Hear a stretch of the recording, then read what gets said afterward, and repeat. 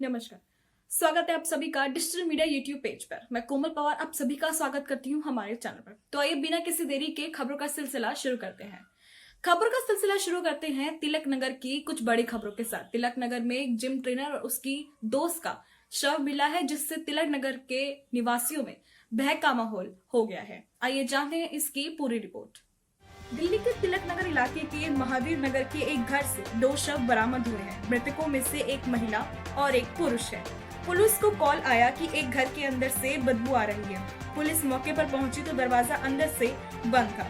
दरवाजा तोड़ा गया तो अंदर से 2 शव मिले हैं। पुलिस के मुताबिक शव देखकर ऐसा लग रहा है कि दोनों की मौत कई दिन पहले हुई है। शुरुआती जांच में पुलिस ने बताया कि इस घर में एक लड़की रहती थी और तफ्तीश में पता चला कि 2 दिन पहले एक लड़का भी इसके घर में आया था। दोनों के शरीर पर कोई बाहरी चोट के निशान फिलहाल नहीं मिले हैं। चलते हैं अपनी अगली खबर की तरफ। अगली खबर के मुताबिक भवानी देवी ने ओलंपिक के लिए क्वालिफाई कर लिया है। वो भारत की पहली ऐसी महिला है जिन्होंने तलवारबाजी में ओलंपिक के लिए क्वालिफाई किया है। आइए जानते हैं इसकी पूरी रिपोर्ट।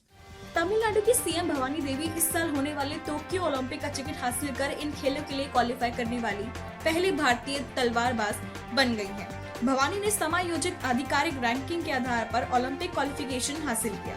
विश्व रैंकिंग के आधार पर 5 अप्रैल 2021 तक एशिया ओशनिया क्षेत्र के लिए 2 जगह थी। भवानी फिलहाल 45वें स्थान पर है और रैंकिंग के आधार पर वह 1 स्थान हासिल करने में सफल रही है। इस 27 साल के खिलाड़ी के आधिकारिक क्वालिफिकेशन पर मुहर 5 अप्रैल को रैंकिंग जारी होने पर लगेगी। तो ये भारत के लिए बहुत ही गर्व की बात है। आइए चलते हैं अपनी अगली खबर की तरफ। अब हम बात करने वाले हैं कोरोना वैक्सीनेशन के ऊपर। जी हाँ, जर्मनी, इटली और फ्रांस इन तीनों देशों ने एस्ट्राजेनेका वैक्सीन के ऊपर रोक लगा दी है। और आइए जानते हैं क्या कहा है WHO ने इसके संदर्भ में। विश्व स्वास्थ्य संगठन तथा दवाओं पर नजर रखने वाली यूरोपीय संस्थान द्वारा एस्ट्राजेनेका वैक्सीन के सुरक्षित होने की बात कही जाने के बावजूद यूरोपीय यूनियन के सबसे बड़े देशों के खून के थक्के जमने की आशंका के चलते कई अन्य मुल्कों की तरह सोमवार से एस्ट्राजेनेका वैक्सीन का इस्तेमाल बंद कर दिया गया है। कई देशों द्वारा एस्ट्राजेनेका वैक्सीन का प्रयोग बंद कर देने की बात कही जाने के बाद दोनों संगठन इस सप्ताह विशेष बैठक करने वाले हैं। WHO की प्रमुख विज्ञानी सौम्या स्वामीनाथन ने कहा कि हम नहीं चाहते कि लोग घबराहट का शिकार हों। हम फिलहाल यही सिफारिश करेंगे कि सभी देश एस्ट्राजेनेका वैक्सीनेशन का इस्तेमाल करते रहें। वक्त हो चला है राज्य और उसके चुनावों की खबरें जानने का। तो आइए रुक करते हैं अमीषा शर्मा की इस रिपोर्ट की तरफ। सोमवार को अमित शाह ने बंगाल की ममता सरकार पर निशाना साधते हुए कहा कि लोगों ने टीएमसी को मां माटी मानुष के नाम पर वोट दिया था, इस उम्मीद से कि राजनीतिक हिंसा खत्म होगी, लेकिन हुआ इसका विपरीत। हिंसा और भ्रष्टाचार बढ़ा। प्रमाण पत्र के लिए आदिवासियों को 100 रुपए का भुगतान करना पड़ता था, इसलिए बीजेपी की सरकार लाओ, किसी भी आदिवासी को प्रमाण पत्र के लिए भुगतान नहीं करना पड़ेगा। सोमवार को डीएमके प्रमुख एमके स्टालिन ने तमिलनाडु के मुख्यमंत्री के इन आरोपों को खारिज कर दिया कि वे पूर्व मुख्यमंत्री जयललिता की मौत के लिए जिम्मेदार हैं और उन्होंने पलानीस्वामी को चुनौती दी कि वह उनके खिलाफ मामला दर्ज करवाएं, क्योंकि वे कानूनी रूप से इसका सामना करने के लिए तैयार हैं। अन्ना द्रमुक भाजपा गठबंधन के साथ ज्यादा सीटें न मिलने पर विजयकांत की पार्टी डीएमडीके ने वह गठबंधन छोड़कर टीटीवी दिनाकरन की पार्टी एएमएमके के साथ एतवार को तमिलनाडु विधानसभा चुनाव के लिए गठबंधन कर लिया और सोमवार को एमएमके महासचिव टीटीवी दिनाकरन ने कोविलीपट्टी निर्वाचन क्षेत्र में अपना नामांकन दाखिल किया। सोमवार को तमिलनाडु के राजस्व मंत्री आरबी उदय कुमार ने आने वाले तमिलनाडु विधानसभा चुनाव के लिए तिरुमंगलम निर्वाचन क्षेत्र से एडीएम के उम्मीदवार के रूप में नामांकन दिया। सरकार ने सोमवार को लोकसभा में एक बिल पेश किया जो दिल्ली के उपराज्यपाल की कुछ भूमिका और शक्तियों को परिभाषित करने का प्रयास करता है। इसके लिए दिल्ली सरकार में अलग आक्रोश दिखा। इस पर आम आदमी पार्टी के नेता और करोल बाग के विधायक विशेष रवि ने सोमवार को अपने फेसबुक अकाउंट पर कहा कि लोकतंत्र विरोधी भाजपा, हर मोर्चे पर फैल भाजपा की केंद्र सरकार आज लोकसभा के एक विधायक लाई है, जिससे दिल्ली के निर्वाचित सरकार की शक्तियां एलजी को दे दी जाएंगी। सभी फाइलें को एलजी से पास होना होगा। भाजपा द्वारा इस असंवैधानिक और लोकतांत्रिक विरोधी कदम की हम कड़ी निंदा करते हैं। तो ये थी मेरे सहयोगी अमीषा शर्मा की रिपोर्ट। आइए अब जानते हैं स्पोर्ट्स जगत से जुड़ी कुछ जानकारियों का। तो आइए रुक करते हैं तुषार वर्मा की इस रिपोर्ट की तरफ। भारत बनाम इंग्लैंड के बीच तीसरा टी20 मुकाबला आज। 5 मैच की टी20 सीरीज में अभी 1-1 से बराबरी। आज राहुल की जगह ले सकते हैं रोहित। दूसरे टी20 में विराट कोहली सहित पूरी भारतीय टीम पर धीमी ओवर गति के कारण मैच फीस का 20% जुर्माना लगाया गया। बढ़ते हैं अपनी अगली खबर की तरफ।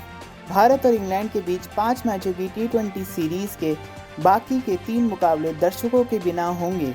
इस सीरीज के सारे मुकाबले नरेंद्र मोदी स्टेडियम में खेले जा रहे हैं।